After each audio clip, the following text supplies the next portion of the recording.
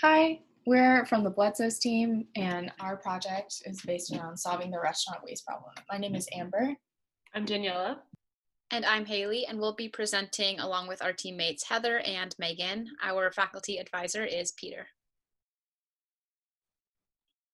So some background to the problem is that restaurants are a huge source of organic waste globally, and very little of that waste is composted. So a local mandate, AB 1826, was passed that mandates a business that generates a certain amount of organic waste must arrange for the waste to be picked up. This matters because green waste pickup would reduce the amount of waste going to landfills and divert green waste to compost or burning. And then it socially matters because restaurants have slim profit margins to begin with, and the financial burden of this mandate falls predominantly on restaurant owners. Our client is Bludso's Bar and Q, which is a local family-style barbecue restaurant based in LA, which was initially looking to find cost-effective ways to increase their sustainability. We found that Bludso's management was being taken advantage of by their waste hauler after AB 1826 was mandated. They received a green bin from their hauler and were given a brief instruction on how to use it. However, over time, they realized that they had too much waste for the green bin, but weren't really sure how to go about it in a cost-effective manner, working with their waste hauler in order to get the best outcome for all of them. So our initial questions were, how do we reduce the cost of restaurant waste hauling? How do we reduce the waste produced by restaurants? And how do we make the waste management process of restaurants more environmentally conscious? So our overarching goals ended up being making a general guide to save restaurants money while also improving their sustainability. By the end of winter quarter, UCLA had transitioned all classes online for the rest of the academic year, which meant serious changes to our deliverables. Our project was initially based around our client restaurant Bludso's and recommendations for their organic waste system that we could generalize to a greater scale and for different types of restaurants. For example, applying our handbook to a vegan restaurant. When COVID-19 stay-at-home orders went into effect, we had only gone to Bludso's for a preliminary visit and scheduled 2 other data collection visits that were ultimately canceled. In adapting to these new conditions, we broadened the scope of our handbook to include sections such as waste auditing and explore how restaurants were currently being forced to switch to takeout and delivery services only as a result of COVID-19 in a written paper. Our first deliverable, like Amber said, is our waste reduction handbook. This goal of the handbook was to create an easily digestible piece of literature to meet restaurants where they're at with regard to waste reduction, to help them see the benefits of waste reduction, not only for the environment, but for their business as well. The first part of our handbook addresses the restaurant and the waste hauler relationship. Due to poor communication on behalf of the department implementing the bill to restaurants, and thus overall lack of education on the matter by restaurants, waste haulers are positioned to take advantage of their customers by pushing them to incorporate their organic waste services, overcharging them, and not providing them with sufficient services for their needs. Bludso's is a prime example.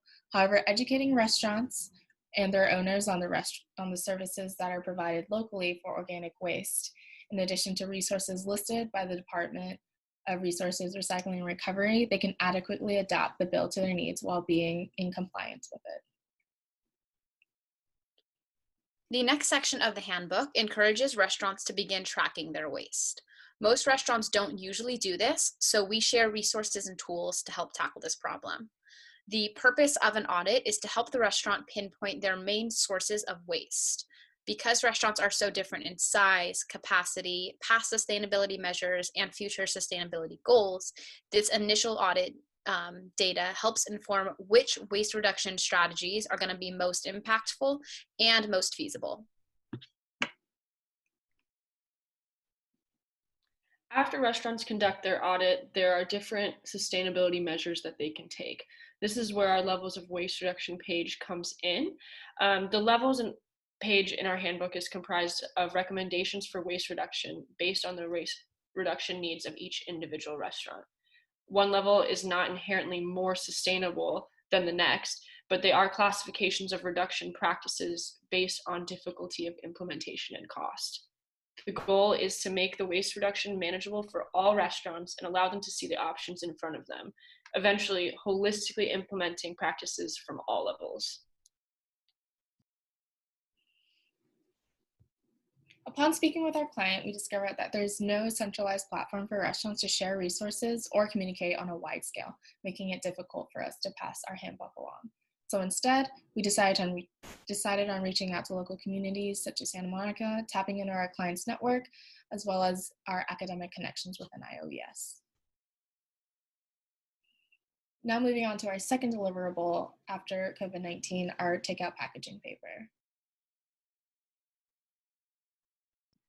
After the COVID hit, we shifted gears to research on packaging materials that we found were most common for food wrapping, boxing, and bagging. We used these materials to take remote data for takeout food during COVID, and we collected this data from our team, from our family, from our friends, on which packaging materials were most common during this time.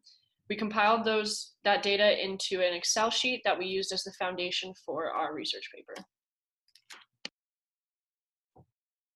So once we collected our raw data, we analyzed it and found the top 2 materials from each category. So we looked at the food wrapping, the food boxes, and then the bags that our takeout came in. And we found that paper and aluminum was most common for food wrapping, and then paper and plastic was most common for both boxes and bags. After speaking to our client, there's more to the packaging decisions than meets the eye. For example, functionality, presentation, aesthetic of the restaurant, transportation, and cost are all factors. You wouldn't see styrofoam at a steakhouse, and the reasons are beyond that of the environment.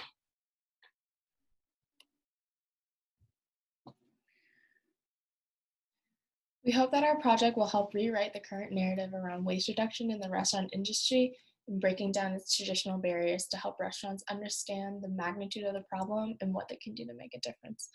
Obviously, we hope our handbook and other handbooks like it help restaurants realize that there's a value to waste reduction for themselves and the environment and understand its practicality. We also want to convey that there's something more radical to be done, maybe improving the assembly bill to be more functional and effective, to actually do what it was intended to do, sending restaurant waste to compost without harming the restaurant's profit margins. Thank you so much. Thank you.